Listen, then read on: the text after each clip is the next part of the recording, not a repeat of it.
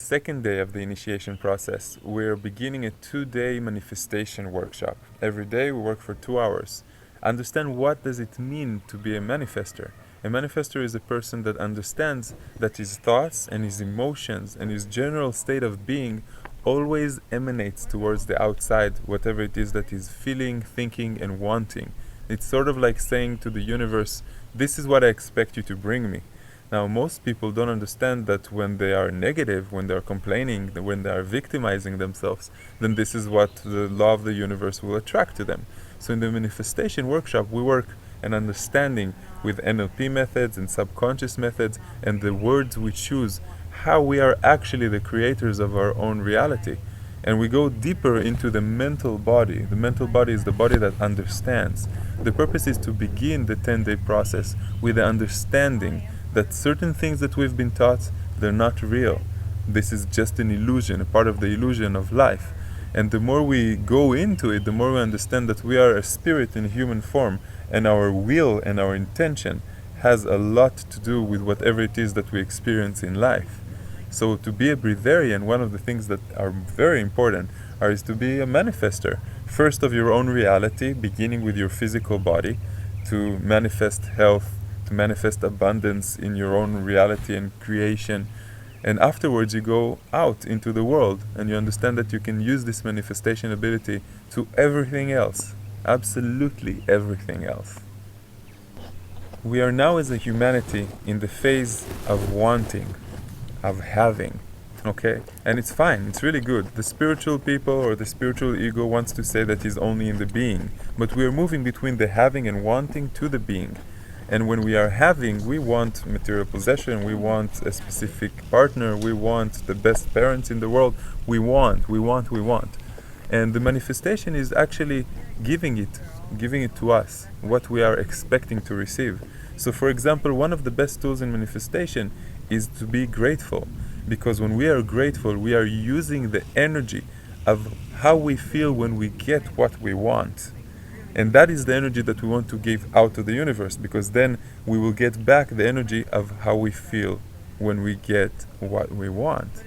So the same thing I can use for the negative. A person that always thinks that he's going to be sick, a hypochondric person, then he will eventually get sick, because he always looks and says, oh my God, I have that symptom. And oh my God, I have that symptom. And I must be getting sick. And if you think that you're going to get sick every year when it just gets cool, when the winter is coming, once you're going to have the flu, that's exactly the reality you're manifesting to yourself.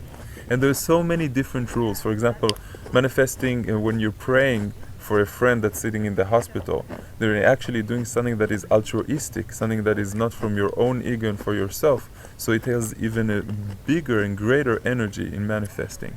And a group of people manifesting together will create a much bigger thing, issue, service, event, it doesn't matter. For example, religions are a manifestation of a lot of people who are putting their energies into them.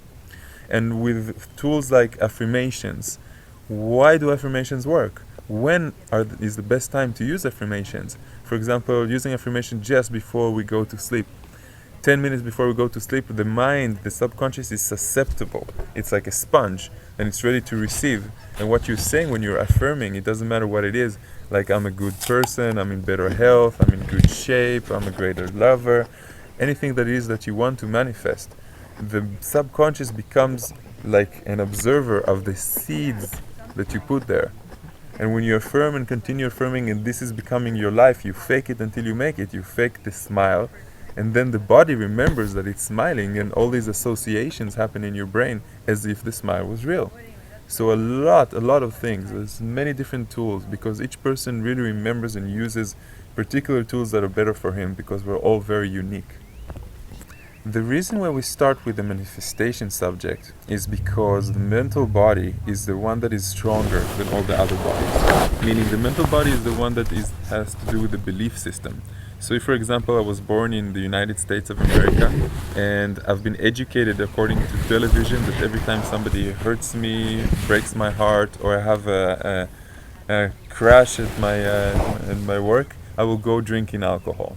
That's, for example, a belief. It's a belief most people are not really aware of, but it's conditional. conditioned by the family and by the country you're in, and by the television. And when we go into the first thing, the belief system, then the belief system is the one that's going to influence the way we feel about things, and eventually the way that the body will react. Meaning, if I believe I have a strong body, then my body will be strong. And if I believe I don't need food or water for the duration of these 4 days that are the hardest part of the process, then I won't need it. And you can see here with the participants, some believe that it will be hard for them, and it's hard for them. And some believe they're just gonna fly on a magic carpet over the process, and that's what's happened for them. We see their belief because me and the guides, we're very trained to be the observers, and sometimes we understand that certain people, it's going to be hard for them, doesn't matter what we say. We know it's a choice, it's a game, and in its game, the actor of the participant, the player, he has a lot more control than he can ever imagine. He just forgot.